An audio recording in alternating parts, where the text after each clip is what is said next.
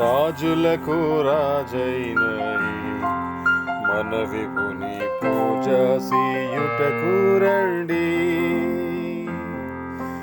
ఈ జయశాలి కన్నా మనకింక రాజెవరును లేరని, రాజులకు రాజైన మన విభుని పూజ చేయుటకు రండి.